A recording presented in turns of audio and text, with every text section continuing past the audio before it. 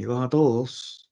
Hoy más que nada yo estoy aquí, aunque posiblemente también haga algunos comentarios, etcétera, pero primero que nada para agradecer a los conferenciantes, a la conferenciante y a, ¿verdad?, la doctora Jacqueline La Guardia Martínez y al doctor Ángel Toledo López por, ¿verdad?, por venir a integrarse con nosotros a tener esta conversación hoy.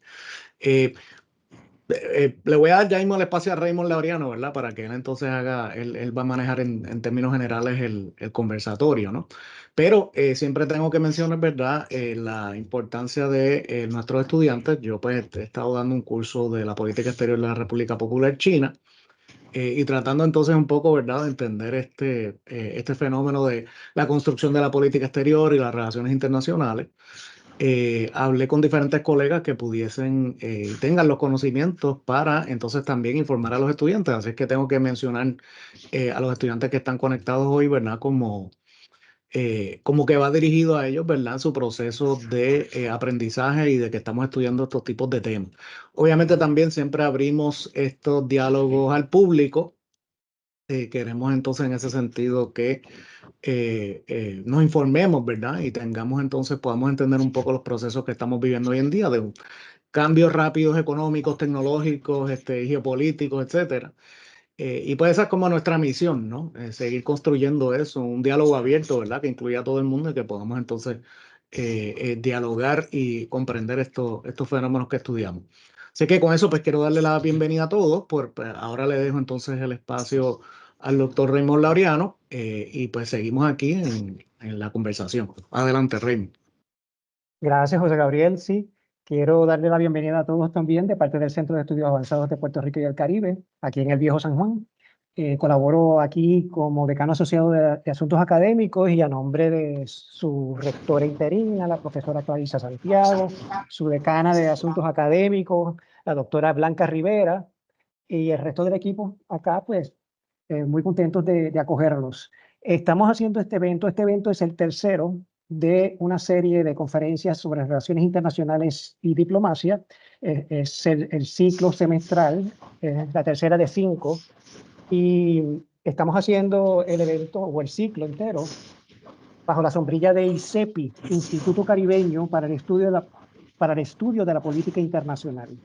ICEPI ha sido acogido por el centro, por nuestro centro, como su brazo para promover, por un lado, el programa graduado, el programa de maestría en Relaciones Internacionales y Diplomacia, y por otro, pues también promover colaboraciones con otros académicos, no solamente los nuestros aquí en el centro, sino otros académicos en Puerto Rico, otros académicos en el Caribe y otras partes del mundo.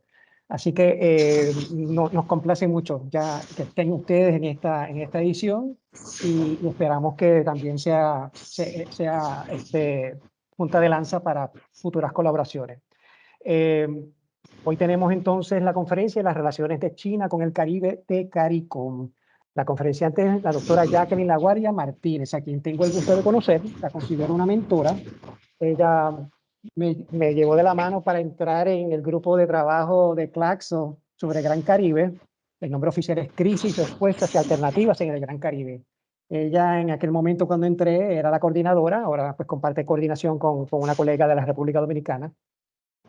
Y también hemos colaborado en otros proyectos como es el equipo editorial de la revista de la Asociación de Estudios del Caribe, Coyunturas Caribeñas. Ella es doctora en Ciencias Económicas de la Universidad de La Habana, es Senior Lecturer, o entiendo yo que también es algo equivalente a catedrática asociada, del Instituto de Relaciones Internacionales en la University of the West Indies, Trinidad y Tobago, el recinto de San Agustín. Anteriormente trabajó como profesora asociada en la Universidad de La Habana y también como investigadora asociada en el Instituto Cubano de Investigaciones Culturales Juan Marinelo. Ha participado en eventos académicos, pronunciando conferencias y ha asumido responsabilidades docentes en países de Norteamérica, Latinoamérica, Asia y Europa.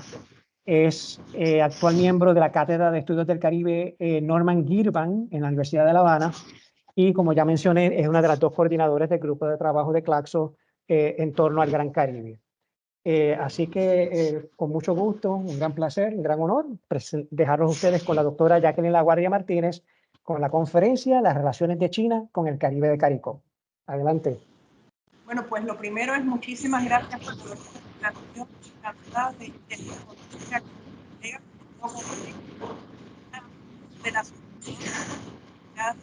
Bueno, perfecto. Como les decía, entonces, bueno, pues muchísimas gracias por la invitación y por estar aquí compartiendo con ustedes. Sobre todo me gusta mucho que sea un espacio para intercambiar además con estudiantes.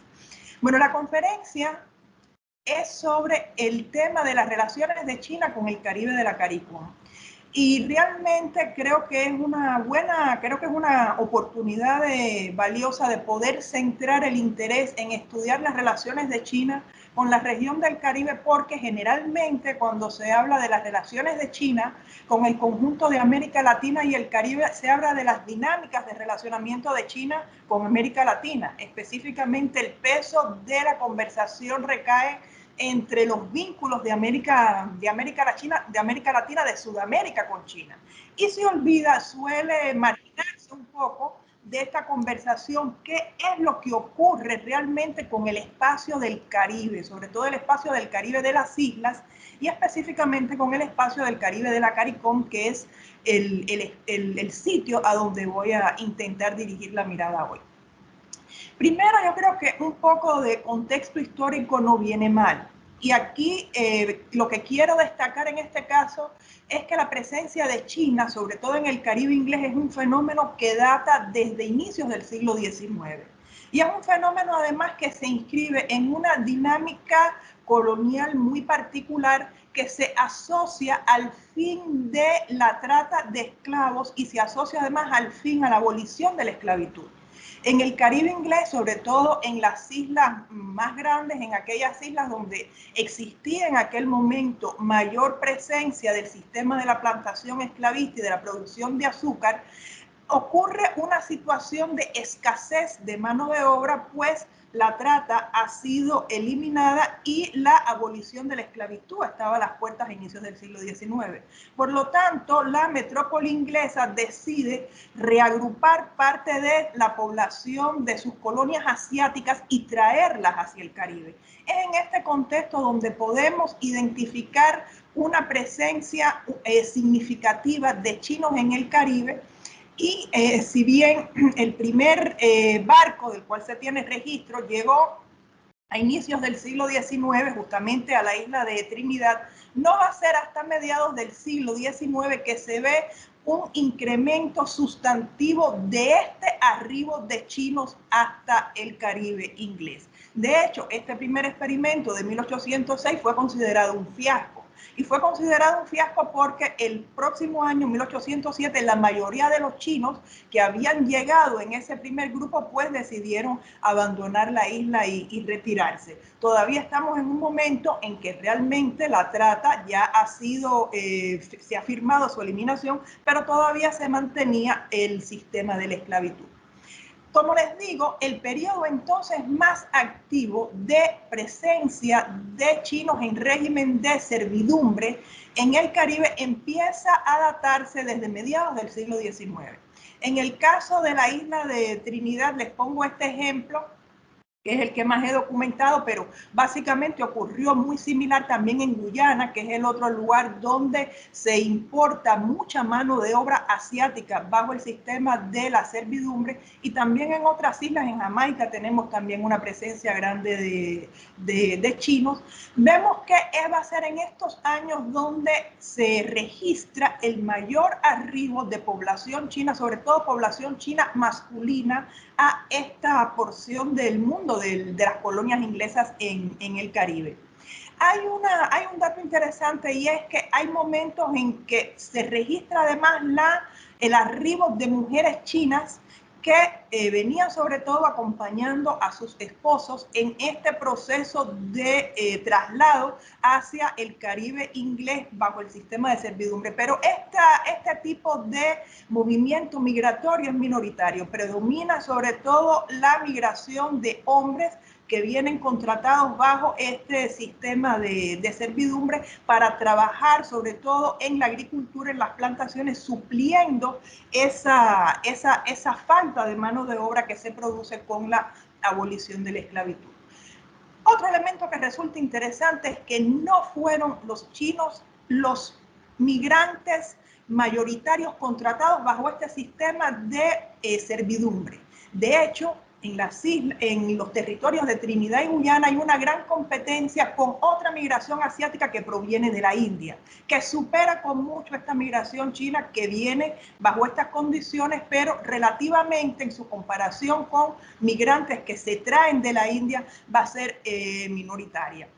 Y lo curioso es que desde esta época vemos cómo existió una explícita política colonial de los ingleses, no solamente de tratar de diversificar esta migración, sino además de utilizar a los migrantes indios como una especie de estrato social tapón que pudiera ayudar a paliar las tensiones que existían en estas colonias, sobre todo con los africanos que habían salido del régimen de esclavitud y sus descendientes, con los indios recién introducidos, y también entonces se añade esta migración china que diversifica el mapa etnocultural de buena parte de este Caribe inglés, y donde se busca además fomentar cierta rivalidad entre estos grupos étnicos diferentes.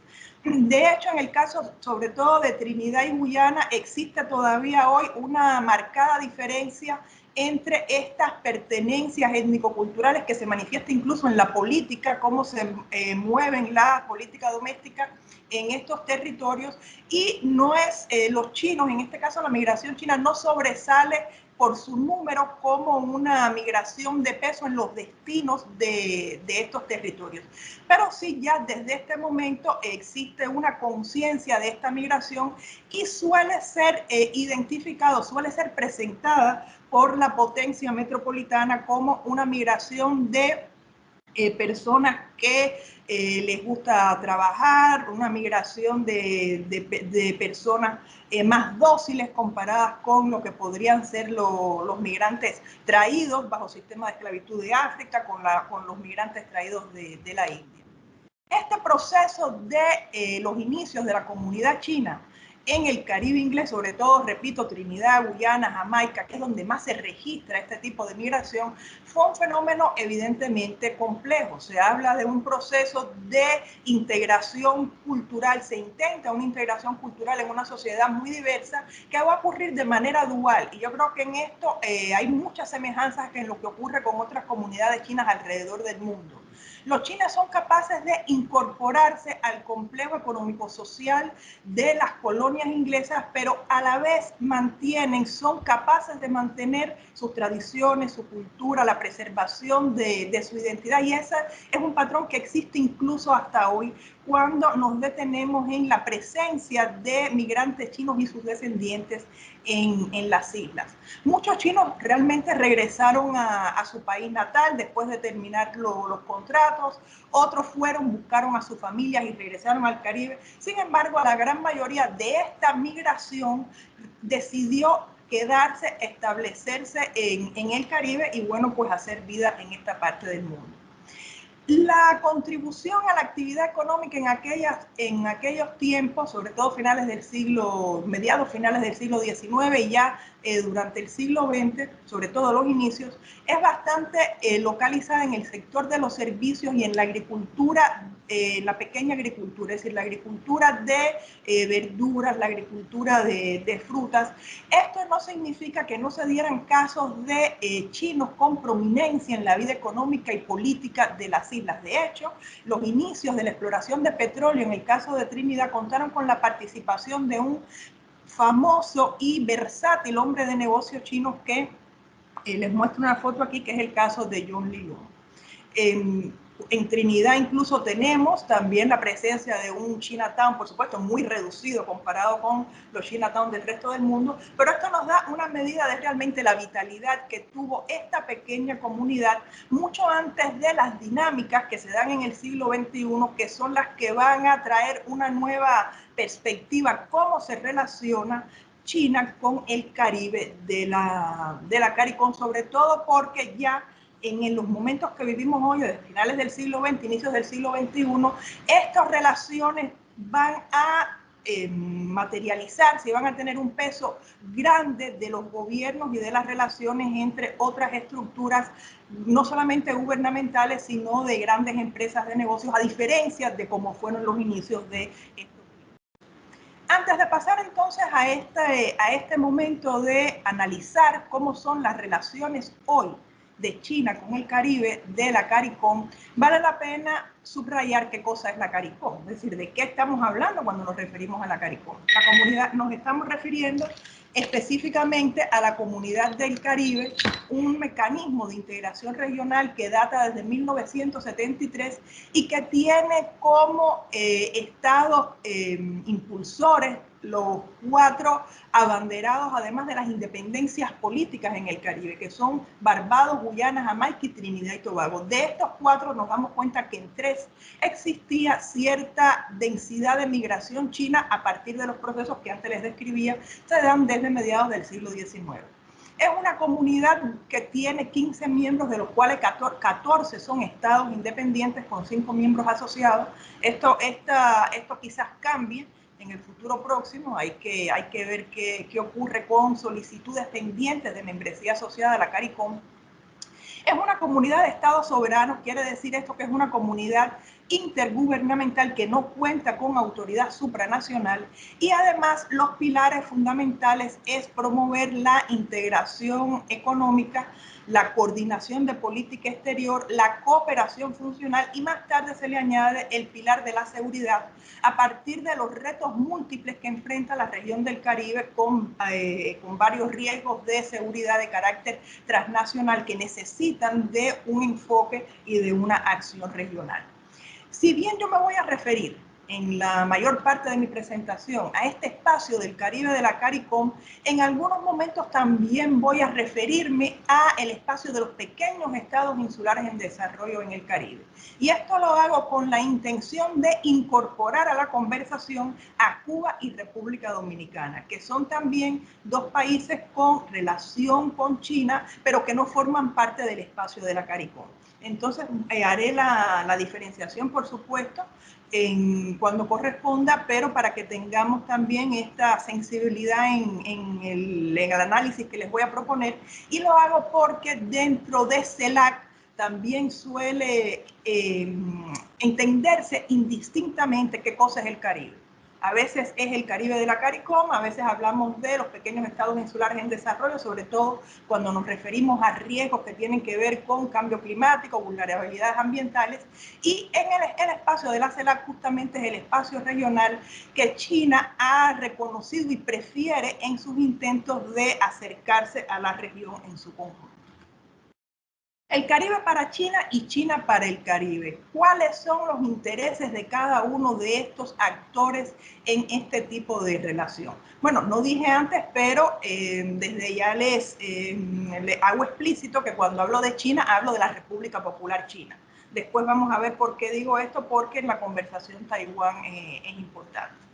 Bueno, debo decir entonces que en el Caribe, el Caribe para China tiene importancia. Quizás comparado con América Latina hay una diferencia sustancial en términos de el peso, pero eso no quiere decir que el Caribe no sea importante y no tenga interés para China. De hecho, en el propósito chino de hacer valer el principio de una sola China y de ganar absoluto reconocimiento diplomático vis-a-vis Taiwán, por supuesto que el Caribe es una plaza preferida a partir de la existencia en el Caribe de países que todavía mantienen relaciones diplomáticas con Taiwán.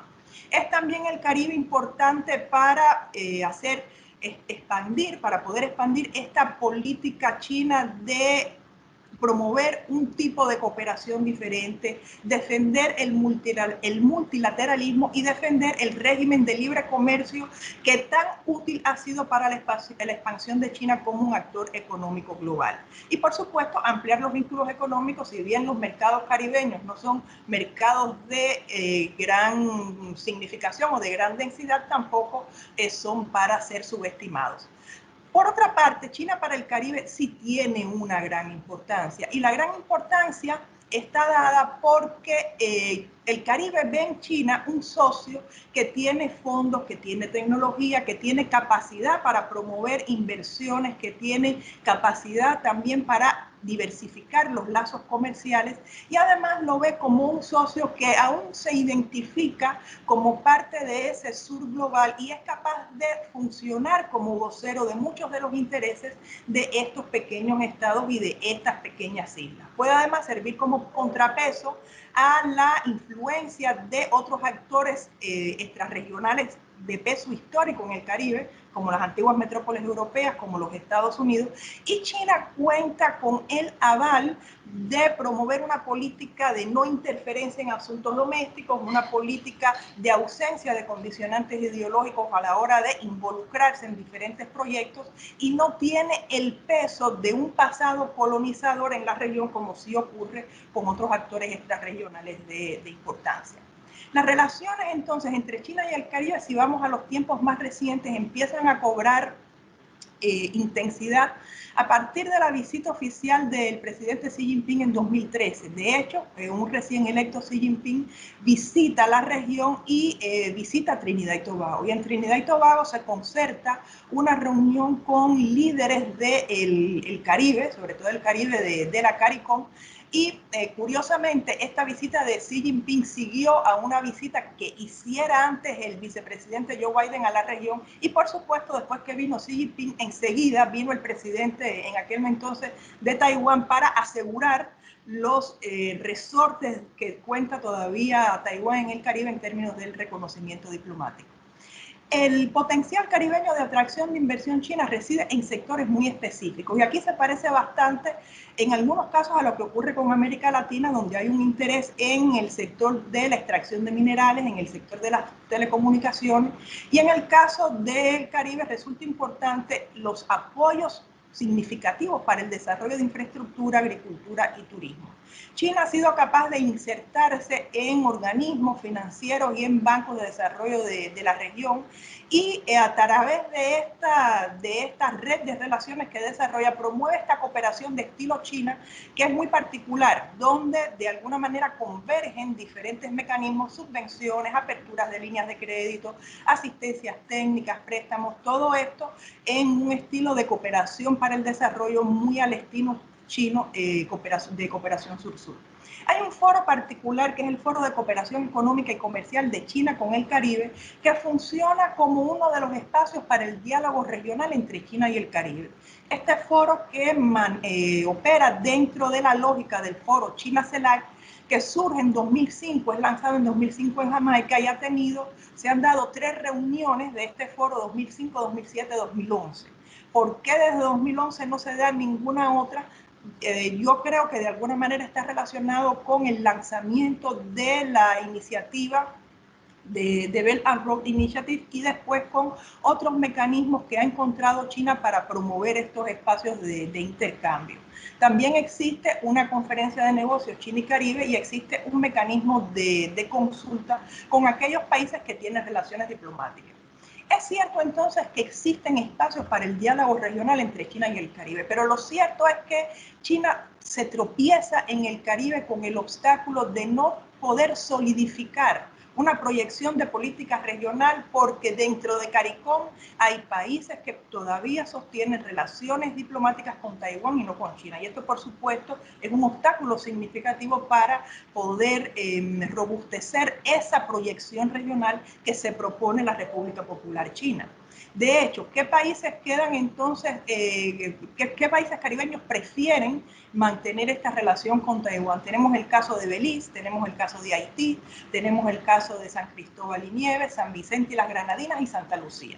Otra cosa interesante en el caso del Caribe es que en algunos territorios caribeños nos hemos dado cuenta que existe inconsistencia en estas alianzas diplomáticas declaradas. Hemos visto cómo cambios de gobiernos se han visto acompañados de cambios en los reconocimientos diplomáticos, y por eso es tan importante para Taiwán reafirmarse con aquellos países con los que aún sostiene relaciones diplomáticas, y esto también le da, yo creo, cierto margen mayor a China para seguir intentando arrebatar apoyos diplomáticos a Taiwán en el marco de la relación con el Caribe.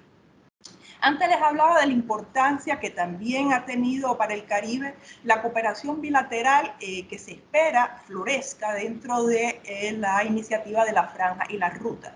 De hecho, China invita al conjunto de América Latina y el Caribe a sumarse a la iniciativa de la Franja y la Ruta en el segundo foro ministerial China-CELAC, que se da en Santiago de Chile en 2018, y desde entonces hemos visto que ya son 19 países de América Latina y el Caribe aquellos que se han suscrito a la BRIC. De ellos, 10 de estos países son caribeños. Vamos a ver quiénes son estos países. Bueno, pues una vez más, no es sorpresa darnos cuenta que, por supuesto, ninguno de los 5 países del Caribe de la CARICOM pueden ser partícipes de esta iniciativa de la Franja y la Ruta, y el resto nos damos cuenta que entre 2018 y 2019 el conjunto de los pequeños estados insulares en desarrollo del Caribe se adhirieron a esta iniciativa. La única excepción a día de hoy es Bahamas. Bahamas no ha firmado aún un acuerdo de entendimiento con China en el marco de la iniciativa de la Franja y la Ruta. Sin embargo, sí tienen una historia de intercambio, de cooperación, de inversiones, y de hecho hace 3 años firmaron un acuerdo económico y técnico por valor de $12 millones que da continuidad a un acuerdo similar de 2019, lo cual nos da una idea de que la cooperación sigue, el intercambio económico, técnico, comercial es activo. Sin embargo, no se atreve todavía Bahamas a firmar este acuerdo de entendimiento. También tengamos en cuenta las cercanías y la proximidad de la economía de Bahamas a la economía de los Estados Unidos. Por lo tanto, para Bahamas quizás puede ser un poco más complicado dar este paso y prefiere ser más cauteloso en este sentido. Bueno, pues aquí entonces en una gráfica muy rápido para entender cómo están distribuidas estas alianzas entre China y Taiwán, la República Popular China y Taiwán en el espacio del Caribe de la CARICOM. Ahora, estas relaciones económicas, ¿qué características observamos en estos intercambios económicos entre China y el Caribe? Comparado con el conjunto de la región de América Latina y el Caribe, el intercambio económico entre China y el Caribe es marginal. De hecho, se estima que menos del 1% de las exportaciones y también de las importaciones entre China y el total de América Latina y el Caribe tienen como contraparte específicamente el Caribe. Y por supuesto, ¿cuáles son las razones que están explicando esto? El pequeño tamaño del mercado caribeño y la dificultad además de promover este comercio teniendo en cuenta la característica insular, la dispersión geográfica de este mercado y la inadecuada infraestructura que existe en el Caribe para promover un comercio a gran escala con China. La mayoría de este comercio ha sido promovido y pactado dentro de negociaciones intergubernamentales y por lo general cuentan con un préstamo que se otorga por un banco chino y que se promueve a través de líneas de crédito, de préstamos que los gobiernos son los que impulsan y son los que ponen como garantía. Hay también problemas en tener un récord de estas cifras porque mucha de la inversión china en la región no logra ser capturada en los datos, pues parte de esta inversión se canaliza a través de terceros países. Por lo tanto, siempre resulta importante, siempre es importante subrayar que podemos estar subestimando el alcance de la inversión que existe, pero a pesar de que esté, por supuesto, subestimada comparada con lo que ocurre en América Latina, en el resto de América Latina es, por supuesto, muy inferior.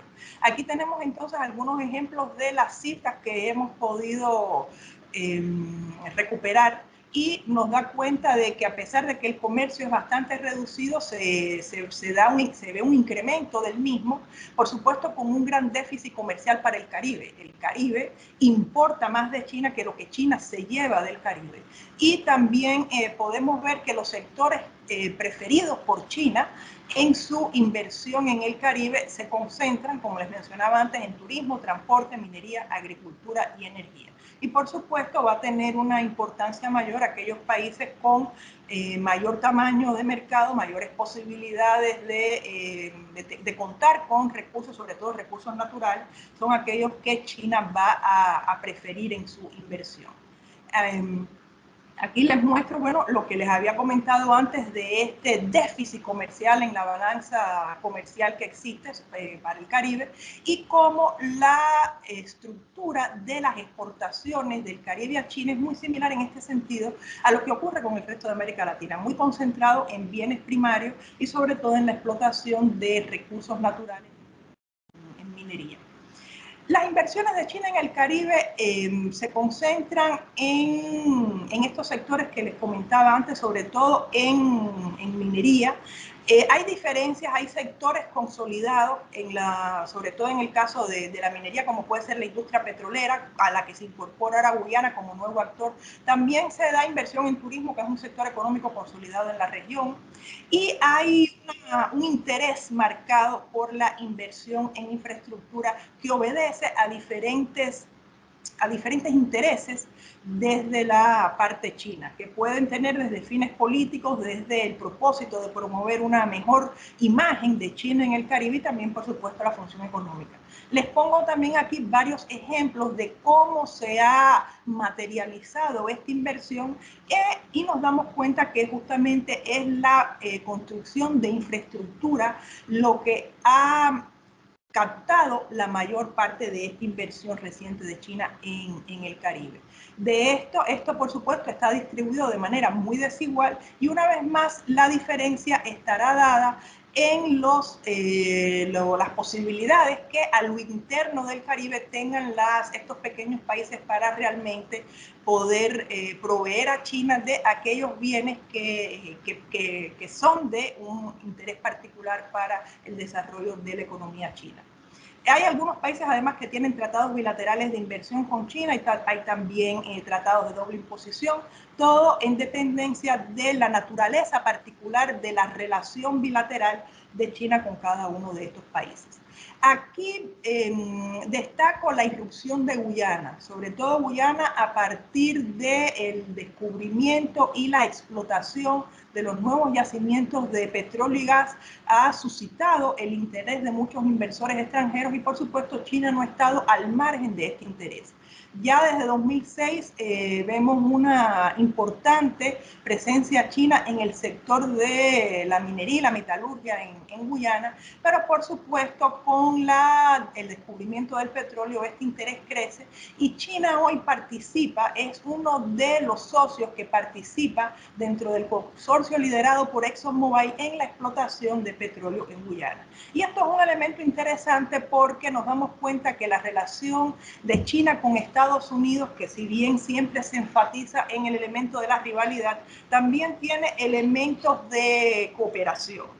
Cooperación, aquí lo vemos muy claro, empresas chinas y norteamericanas con el mismo interés de acudir, en este caso a Guyana, para involucrarse en la explotación conjunta del recurso del petróleo. No es la única empresa china, la China National Offshore Oil Company, que está en el petróleo, no es la única que existe. Aquí les pongo ejemplos de otras empresas chinas con presencia en Guyana. Y por último, destaco que si bien es minoritaria la presencia y la participación de China en el sector militar y de seguridad en el Caribe, no ha estado ajena a también involucrarse con diferentes acciones en este sector.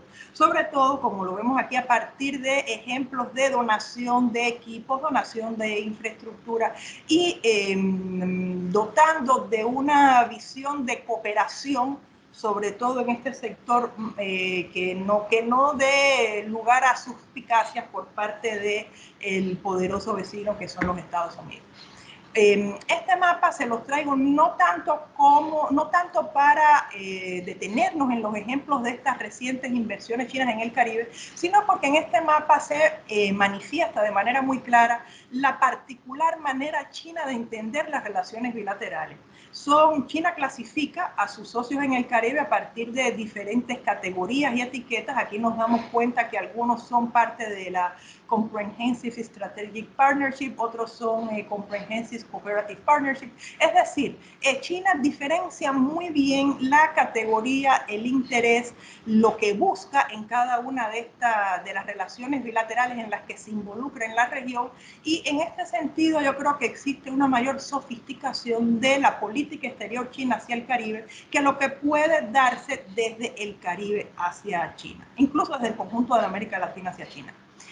No solamente estas relaciones están concentradas en el sector de la economía, también China ha sido muy hábil en cultivar relaciones de cooperación en otros ámbitos. Y aquí sobresale la cooperación de China cuando la pandemia de la COVID, que por supuesto para el Caribe resultó muy importante comparado además con el abandono que el Caribe recibió de sus socios extrarregionales tradicionales, específicamente Estados Unidos y Europa. China vino a suplir ese vacío, sobre todo en el primer momento de la COVID.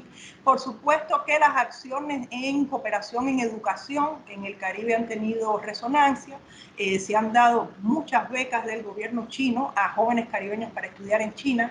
Existen institutos Confucius en buena parte de estos territorios caribeños, y también tenemos ejemplos de cooperación en las áreas de la música, del deporte y la promoción del turismo chino, que no es el mayor mercado de turismo que viene al Caribe, pero que se ha dado cierto crecimiento en los últimos años. Ahora, esta presencia china en el Caribe no ha estado exenta de críticas, y esto también es un elemento interesante a destacar y que también podría conectarse a esta historia inicial que yo les hacía de la presencia de migrantes chinos en el Caribe. Existe hoy cierta suspicacia en relación con esta creciente presencia china en el Caribe. Existe una visión negativa en varios sectores de la presencia de las compañías chinas en el Caribe, sobre todo porque se cree que al traer a sus trabajadores y contratar mano de obra china, están actuando en detrimento de la mano de obra local. Se les acusa de violaciones de derechos laborales, de normas ambientales. Se critica el uso de la tecnología, la poca transferencia. Se acusa de obras terminadas de baja calidad. Todo este criticismo, todas estas críticas han existido a la presencia de China en el Caribe, y ha sido también una visión, en mi opinión, bastante alimentada desde los medios de comunicación. Es otra crítica a la presencia de China en el Caribe, es que se percibe que la participación de China no modifica los patrones usuales de inserción de la región en los mercados internacionales. China viene también siguiendo el mismo esquema de promover la exportación de materias chinas y productos con poca terminación y poco valor agregado. También como contraparte, importar manufactura y bienes de tecnología hacia la región, lo cual no solamente profundiza la participación del Caribe como en el esquema del nuevo extractivismo que también se ve en América Latina, sino que lo coloca en una posición vulnerable a partir del aumento del déficit comercial y del endeudamiento con diferentes contrapartes de China. Y por supuesto existen otras ideas de que las aspiraciones de China de convertirse en potencia global va a traducirse en una especie de comportamiento neocolonizador en el Caribe. Ya terminando entonces la presentación, vale la pena al menos mencionar la visión y las relaciones en temas de seguridad y cooperación militar. Son temas realmente en el Caribe de bastante poco alcance. China ha sido muy cautelosa en este sentido para evitar fricciones con los Estados Unidos y para evitar ciertas resistencias desde la comunidad caribeña, tratando de evitar que el Caribe se vea abocado a la opción de escoger, que el Caribe no quiere y China tampoco quiere que el Caribe se vea en esta difícil situación. Hay que ver hasta cuándo esto podrá ser posible. Pero esto no quiere decir que China no haya estado presente en temas de seguridad y cooperación militar en el Caribe. De hecho, ahora que tanto se habla de Haití, China tuvo miembros de su ejército presentes en la fuerza de la MINUSTA que estuvo en Haití entre 2004 y 2012.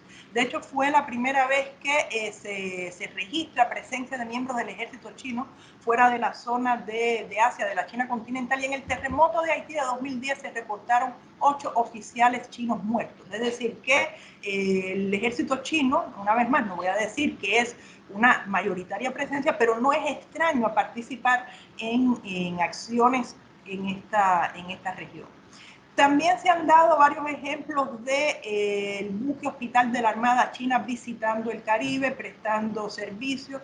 También se han dado acciones de cooperación en proveer de formación profesional en instituciones militares chinas a militares caribeños. Y ya antes mencionaba cómo tenemos ejemplos de donación en equipamiento militar no letal. Es decir, no estamos hablando de armas propiamente, sino de buques, de vehículos, de motos, de autos, ese tipo de vehículos.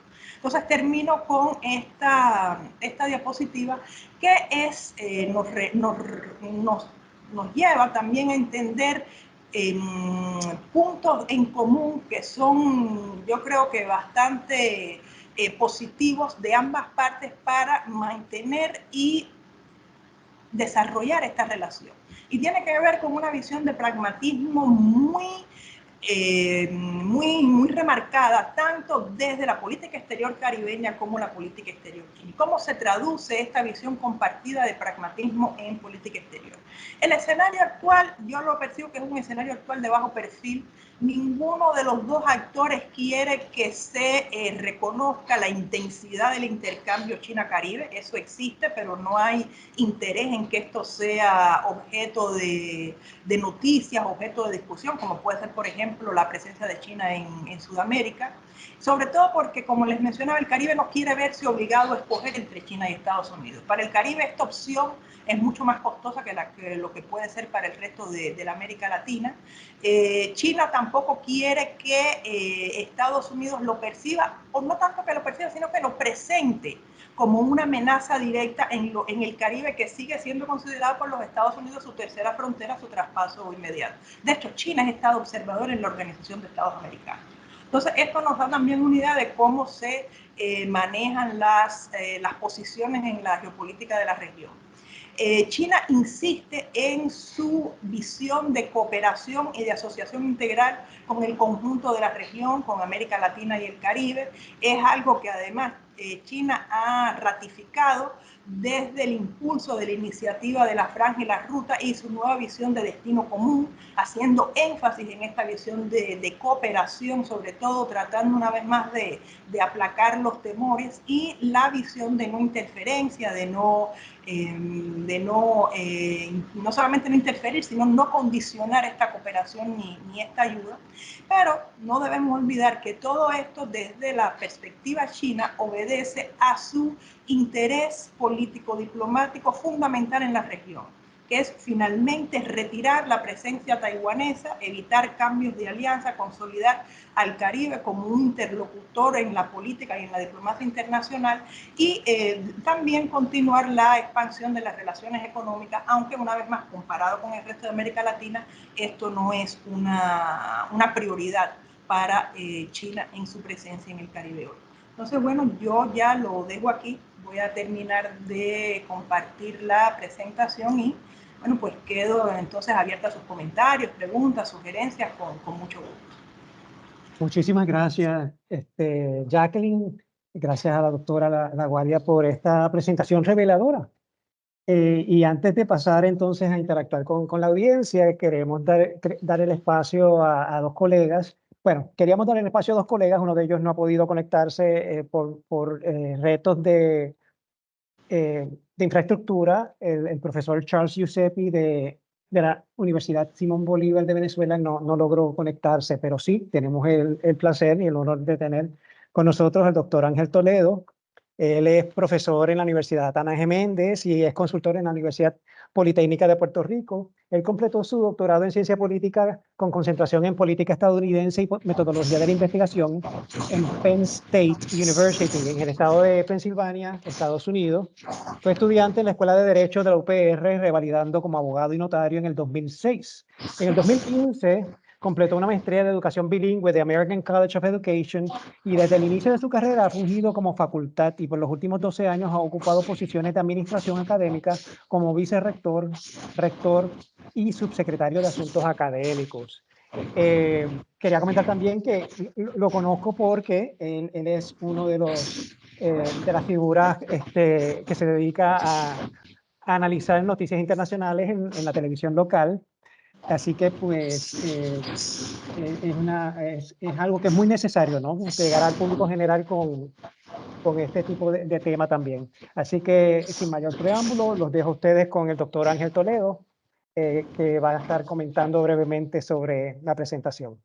Adelante. Gracias, Raymond. Gracias a José también por facilitar esta comunicación y definitivamente gracias a la compañera Jacqueline Laguardia por esta presentación que, como pueden darse cuenta, nos lleva por un viaje desde, digamos, inicios del siglo XIX para los 1800 para pintarnos una imagen que rara vez nosotros vemos. Desde acá, pues típicamente, y cuando digo desde acá me refiero desde esta parte del mundo, típicamente estamos viendo cómo el Caribe hispanoparlante o angloparlante establece relaciones con Estados Unidos y otros países aliados, pero realmente China no es un país que normalmente asociamos con el Caribe, o no consideramos que quizás tiene una participación grande o importante como para poderla estudiar, pero como vemos de la presentación de la compañera, pues nos damos cuenta que en efecto la población china empezó a llegar al Caribe desde los 1800 y que realmente han tenido un impacto interesante. Incluso, algo que me parece particularmente importante es que se declara digamos, la liberación de la esclavitud china o más o menos para mediados de los 1800, cuando Estados Unidos lo logra quizás unos 30 años después. Así que empezamos a mirar cómo todos estos fenómenos se empiezan a correr dentro de un Caribe angloparlante y que nada, se riega por esa región. Claro que esa historia pues se va moviendo hasta el día de hoy. Pudimos ver cómo ese movimiento de personas chinas hacia el Caribe en un principio se vio como un fraude, como un fiasco, ya que los chinos pues desaparecían de estas islas donde los estaban ubicando, pero con el paso del tiempo, y aquí claro no estamos hablando de 1 o 2 años, estamos hablando de lapsos de tiempo bastante amplios, pues los chinos empezaron a sentarse en búsqueda de, bien sea de desarrollo, de matrimonio o de otras oportunidades en el Caribe. Y eso pues me resulta bastante interesante que nosotros lo podamos ver porque realmente es parte de la historia que estamos evaluando. Ahora, ¿qué es lo que ocurre? Bueno, ocurre que en el mundo contemporáneo y ciertamente a raíz de las diferentes guerras que hemos visto, sabemos que lamentablemente tenemos que decir que vamos a decir que la cultura mundial y que la estructura del mundo como lo conocemos hoy ha cogido forma a base de los conflictos. Son estos conflictos los que han, digamos, marcado pues cuáles son las alianzas, quiénes están de qué lado, incluso la desaparición y el surgimiento de países. Eso también lo hemos visto como producto de los conflictos relativamente recientes, Primera Guerra Mundial, Segunda Guerra Mundial y otros tantos. Pero en un momento como este, nosotros pues tenemos que ver dónde ubica China dentro de esa relación internacional, precisamente con un país con el que muchos de los países del Caribe hispanoparlante quieren mantener relación, que es Estados Unidos.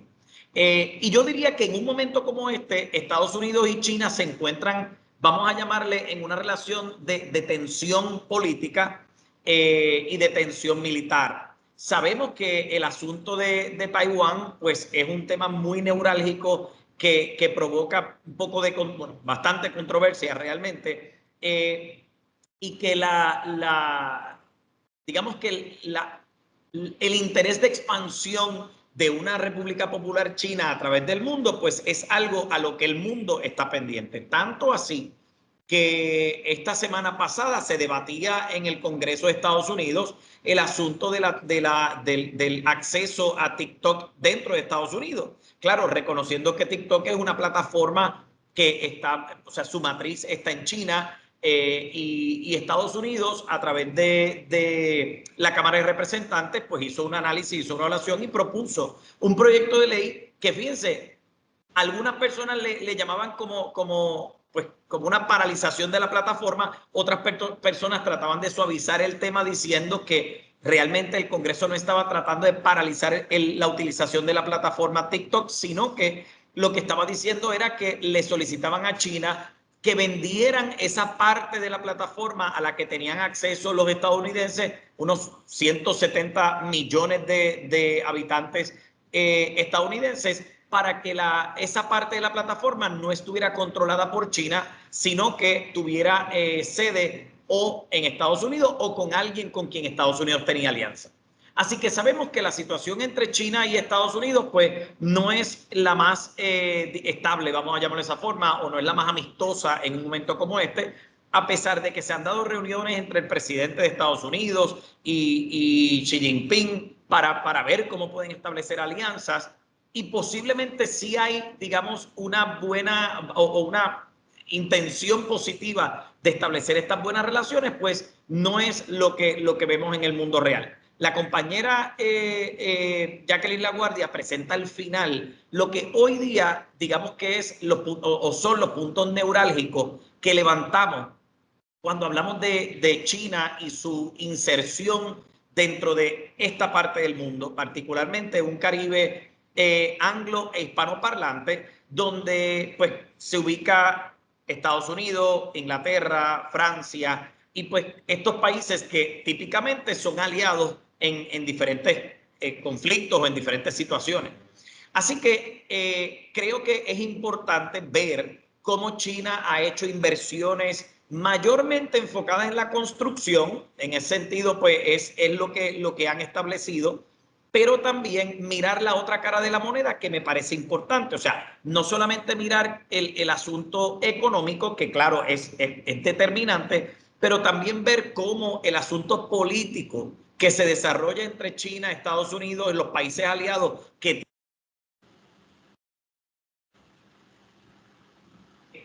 traen determinada dificultad para que estas relaciones las podamos, digamos que, establecer como más permanentes.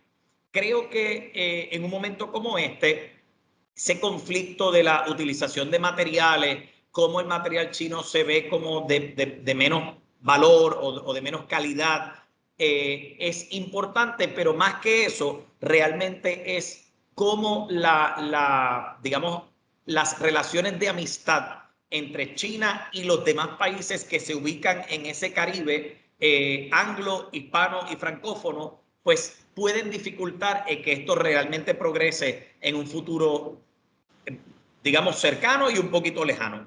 Yo creo que la presentación fue fenomenal, nos da un panorama bien interesante que nos provoca muchas preguntas y nos permite, digamos que, evaluar cómo es que esto se mueve hacia el futuro, nos deja saber cómo es que está la situación hoy, pero también nos levanta las banderas, conociendo nosotros lo que está pasando acá, nos levanta las banderas de qué puede ocurrir de cara a un futuro que realmente está un poquito fracturado por las relaciones pobres que hay entre China y los demás países que se encuentran acá. Muchas gracias, Toledo. Gracias por los comentarios. Quería tomar un momento también para agradecer a dos organizaciones que son coorganizadoras de este ciclo de conferencias. Olvidé mencionarlas: el Colegio de Abogados y Abogadas de Puerto Rico, cuyo Comité de Relaciones Internacionales es liderado por el doctor Francisco Concepción, profesor aquí del Centro de Estudios Avanzados, y también el Departamento de Ciencia Política de la Universidad de Puerto Rico en Río Piedras, que siempre está trabajando con nosotros en este tipo de iniciativas, departamento que es liderado precisamente por la doctora Mayra Vélez, que está aquí presente con nosotros. Así que, Mayra, si quieres pues saludar a la audiencia y si tienes algún Sí. comentario particular, pues adelante. Pues saludos, sí, muchas gracias Raymond y de nuevo saludo a Jacqueline y a Ángel. Jacqueline hace mucho tiempo en la pandemia también estuvo en uno de mis cursos, así que qué bueno saludarla y no tuve la oportunidad de estar desde el principio, ¿no? En la presentación, pero quisiera, ¿verdad?, comentar también la importancia, porque Jacqueline nos hablaba, ¿no?, de estas relaciones que tiene China con el Caribe y las críticas que hay de esta asimetría, y recalcar de nuevo la importancia de que nosotros en el Caribe como región sigamos integrándonos económicamente y fortaleciendo nuestra economía para reducir las vulnerabilidades que como islas, ¿verdad?, como países y territorios también no soberanos tenemos, porque estas relaciones bilaterales con China, por más que haya, ¿verdad?, una buena intencionalidad, ¿verdad?, siempre va a estar en una situación de asimetría y de vulnerabilidad por los marcos estructurales, económicos, geográficos, ¿verdad?, que tenemos en el Caribe. Y yo creo que esto es un aspecto, ¿verdad?, que Jacqueline siempre ha trabajado mucho, que tenemos que reforzar la importancia de nosotros unirnos y de colaborar y de fortalecer nuestra economía para precisamente no estar en estas posiciones, ¿verdad?, de tan drásticamente asimétricas. Gracias, Mayra, gracias por los comentarios. Si Jacqueline quería reaccionar. Bueno, sí, una primera reacción en caso de que haya más preguntas. Bueno, lo primero, muchas gracias por los comentarios. Qué bueno, Mayra, que nos encontramos de nuevo, aunque sea virtual. Y no, yo estoy de acuerdo con lo que el profesor Ángel menciona, que es algo que no mencioné en la presentación, pero sin duda es muy importante, que es la rivalidad tecnológica que también afecta las relaciones de China con el Caribe. Es decir, el Caribe no ha estado exento a presiones de Estados Unidos para evitar que Huawei intervenga en la región, para evitar que el Caribe desarrolle la 5G en contraparte con Huawei, por ejemplo. Es decir, el Caribe no ha estado exento de esta rivalidad en lo tecnológico, que también es una dimensión grande de la rivalidad geopolítica entre China y los Estados Unidos. Por lo tanto, eso es algo que vale la pena mencionar. Y es cierto que existe, es decir, el Caribe, yo creo que el Caribe y América Latina, aunque quieran resistir la confrontación entre los dos grandes poderes, en algún momento van a tener que refinar cómo navegan el mundo difícil de la transición geopolítica. Yo creo que hasta el momento el Caribe ha sido bastante hábil y el Caribe cuenta con la ventaja de ser percibido como un actor de menor importancia. Es decir, que quizás estas rivalidades primero ahora son por las luchas por los recursos que tiene América Latina, que ahora está toda la discusión de los materiales raros, que si el triángulo del litio. Es decir, hay mucha rivalidad enfocada en discutirse las grandes porciones de influencia en el mundo. Y el Caribe, como región más pequeña, se beneficia, puede como que esconderse un poco en esa rivalidad. Pero eso, como bien dice el profesor Ángel, no quiere decir que no existe y que en algún momento eso no vaya a desembocar en la región. ¿Cómo manejará el Caribe eso en el futuro? Es algo difícil de saber a día de hoy. Como dice la profesora Mayra, la estrategia de actuar de conjunto siempre yo creo que será lo aconsejable para los pequeños actores geopolíticos, porque la asimetría que es real puede ser compensado un poco con un actuar de conjunto. Y esto China lo entiende, porque China sabe que CARICOM son 14 votos en Naciones Unidas. Por lo tanto, todavía hay fortalezas que puede explorar la región y que debería enfocarse en trabajar en esta visión de conjunto, no solamente en relacionarse con China, sino con todos los actores asimétricos que lo rodean, que si vemos el tamaño del Caribe, prácticamente todo el mundo. Es decir, el Caribe va a ser asimétrico con Europa, con China, con el Medio Oriente, con América Latina y con todo lo que venga adelante, porque la densidad de recursos económicos, territorio, población es muy grande. El Caribe todavía se beneficia mucho de su particular importancia geopolítica comparada con Estados Unidos. Esa es una fortaleza que el Caribe tiene y que yo creo que China entiende que tiene que ser cautelosa en su acercamiento con el Caribe. Por eso enfatiza tanto en lo económico, en la cooperación, pero se mantiene más alejado de incluso de cooperar en temas de seguridad. Cuando el Caribe se acerca a desafíos transnacionales al Caribe, lo ve más bien en términos de combate al cambio climático, vulnerabilidades ambientales, pero de hecho el acercamiento de China al proceso de transición energética en el Caribe ha sido todavía bastante discreto, porque eso se percibe como un área de interés de Estados Unidos. Y yo entiendo que China dice, si yo me tengo que comprar esta pelea más tarde o más temprano, al menos la voy a retrasar en las regiones que yo sé son de particular sensibilidad para los Estados Unidos. Entonces, sí, como diríamos en argot coloquial, China está jugando con la cadena, pero no quiere jugar con el mono todavía, porque China entiende que hay puntos sensibles en la presencia en el hemisferio que para Estados Unidos pueden ser límites en lo que se permite y lo que no. Y no creo que esta rivalidad no vaya a desembocar en algún momento por la competición en influencia en estos espacios, pero China quiere retrasarlo, el Caribe quiere retrasarlo, y Estados Unidos entiende que su particular interés en la disputa hoy no es en el Caribe, mientras las posiciones en el Caribe no se desbalanceen demasiado de lo que está hoy. Entonces hay como un acuerdo tácito entre todos los actuantes de hasta dónde llegamos, hasta dónde no.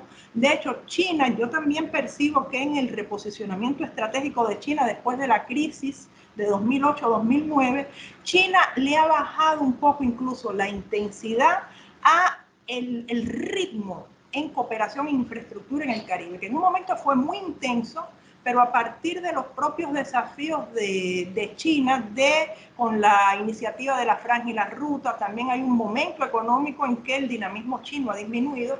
China ha reorientado mejor, yo creo que está calibrando mejor dónde invierte en el Caribe. En un momento yo creo que fue mucha prueba y error. Es decir, vamos a poner dinero aquí, aquí, aquí, aquí en infraestructura, vamos a ver cómo respondemos. Y yo creo que ahora están siendo más cuidadosos, también porque hay un tema de menos recursos después de la pandemia, eso le ha afectado a todo el mundo, y también después de un primer momento de prueba y error ya ellos entienden mejor la región. Incluso entienden mejor dónde están los retornos, entienden mejor dónde hay mayor receptividad o no, todo eso es parte también de China recalibrando su estrategia en el Caribe. Entonces, bueno, esta visión de la disputa geopolítica es muy importante. No creo que ahora sea el centro de la confrontación, pero que está ahí en el escenario como elemento latente todo el tiempo. Por supuesto que coincido con el profesor Ángel que eso no se puede ir de la conversación.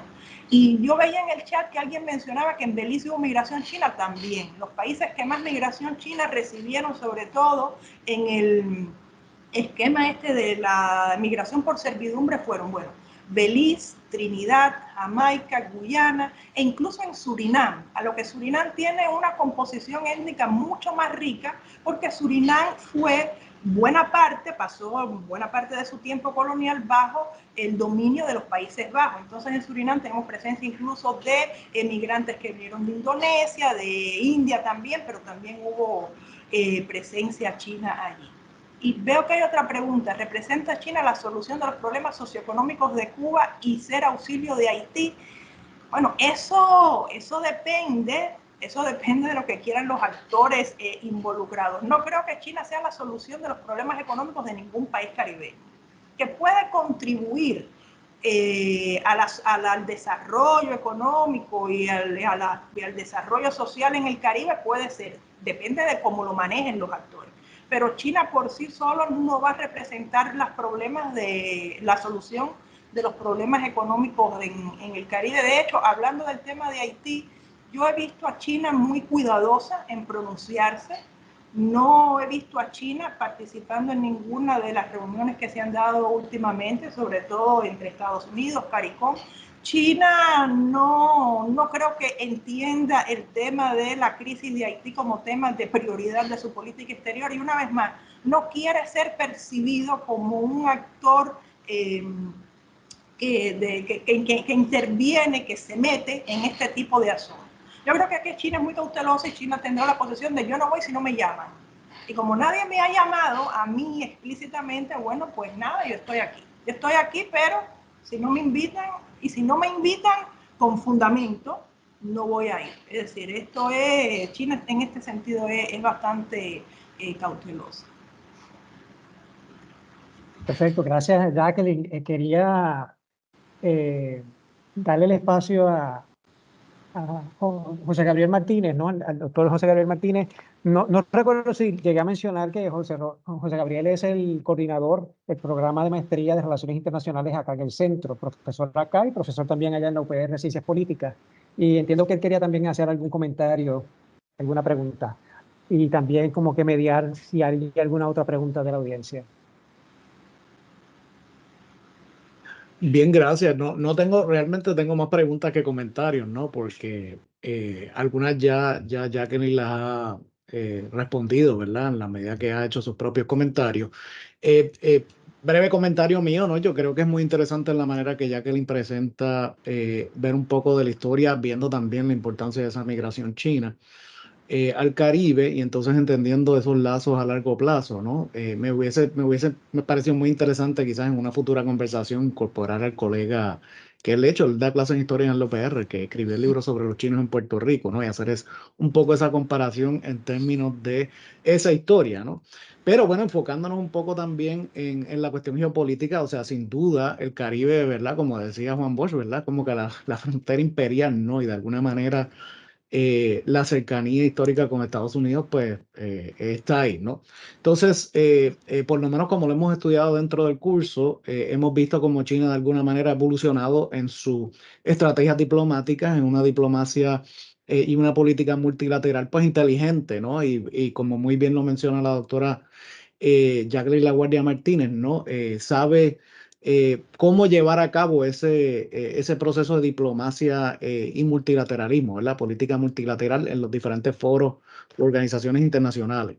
Jacqueline, yo realmente, pues, aunque ya se hayan contestado algunas de las preguntas y ya habías mencionado algunos detalles, ¿no? Me interesa saber un poco más, entonces, quizás la postura de China ante la disputa Venezuela-Guyana. Sé que una declaración conjunta de ambas, pero me parece que eso todavía no ha resuelto el tema, ¿verdad? Lo otro que mencionaron eran las relaciones de China con CARICOM, perdón, de China con Cuba, perdón, que mencionaste también algo.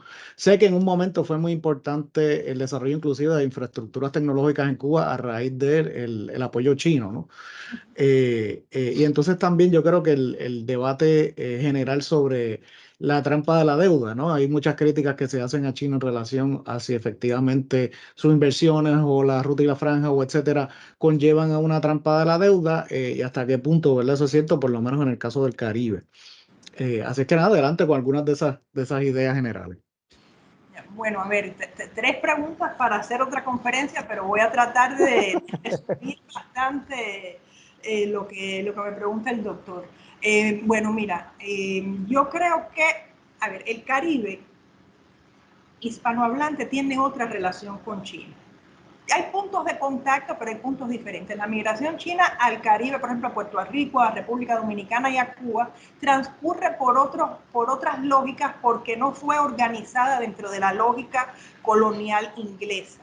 Pero también tienen en común que hay una presencia china en estos países también desde bastante temprano, desde el siglo XIX, así que yo creo que sería muy interesante hacer algún estudio comparado en este sentido. China hoy en el Caribe hispanohablante, específicamente con Cuba. Por supuesto, Cuba es un caso atípico en el Caribe porque Cuba sí comparte un posicionamiento político ideológico alineado a la misma postura china, cosa que es muy raro, por no decir único, en casi todo el resto del mundo, quizás con las excepciones de Vietnam, pienso yo ahora mismo, y no mucho más. Es decir, que en este sentido la conversación intergubernamental y las relaciones bilaterales de Cuba con China pasan por otros canales donde hay, por supuesto, una alineación hasta en la visión geopolítica de la transición del mundo, que en el caso de China y Cuba tiene muchas similitudes.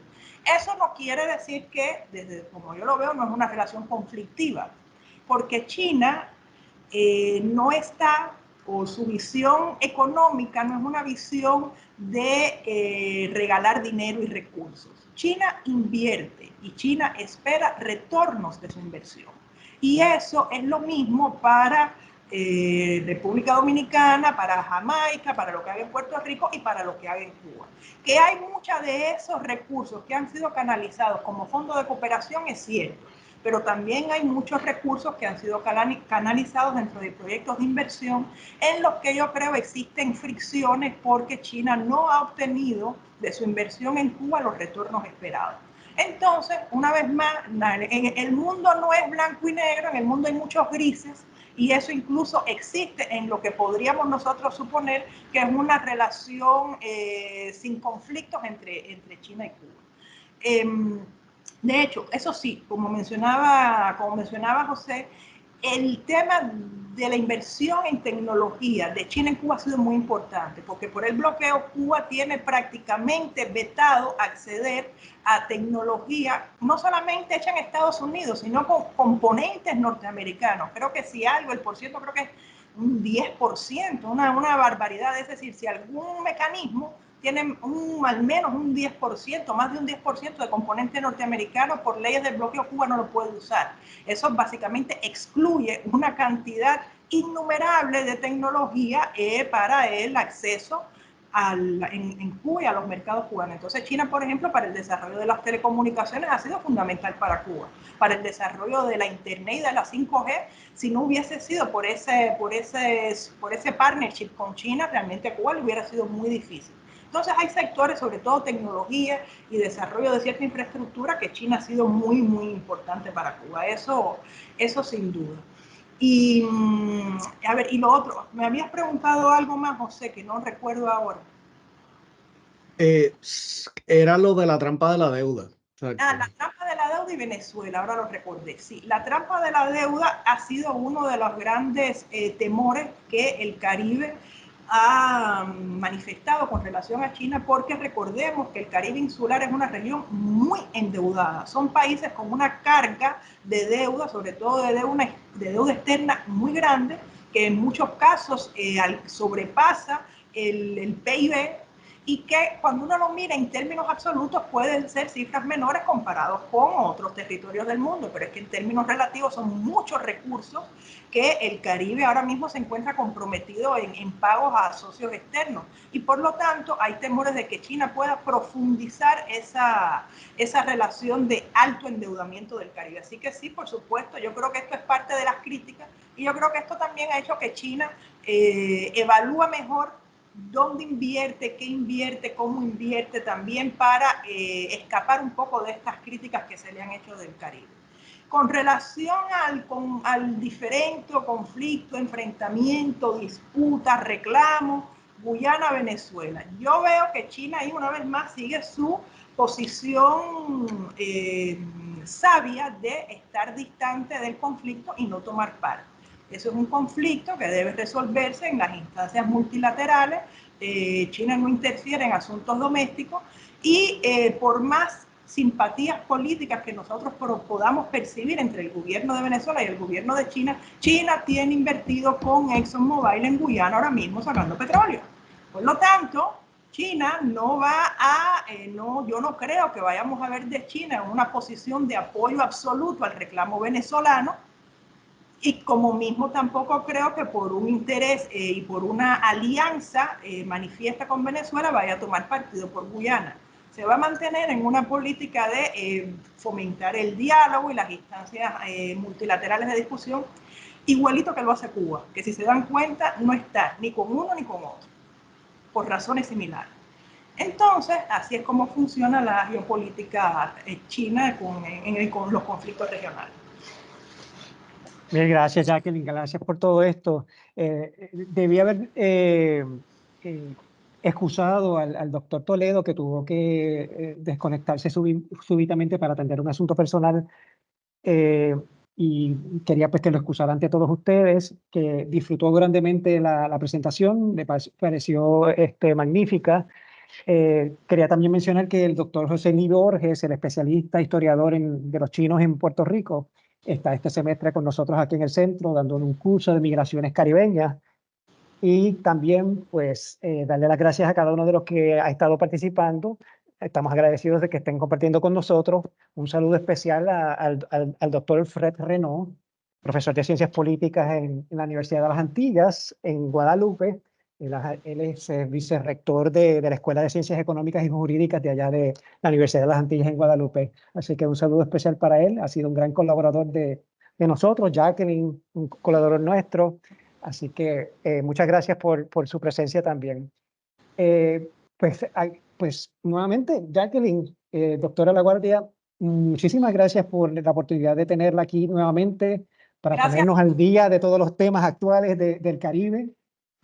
Y tengo que mencionar, no solamente darle las gracias a Jacqueline, a los demás, ¿verdad? Que participaron, sino pues que tenemos que seguir investigando el tema y yo espero que podamos entonces profundizar en el grupo que estamos ahora planificando hacer de estudios de China Caribe. Así que lo menciono porque me parece que es importante, ¿verdad? De ahí darle seguimiento al tema y que lo sigamos dialogando. Bueno, así que muchas gracias, Jacqueline. Muchas gracias a ustedes. Y entonces en el tema para seguir estudiando las relaciones de China con el Caribe no independiente, que eso merece tratamiento aparte. Ahí también yo creo que tendremos que investigar. Definitivamente, definitivamente, es un compromiso. Así que nuevamente, muchas gracias a todos por haber sido parte de esta experiencia y nos vemos en el próximo compromiso. Que tengan buenas tardes.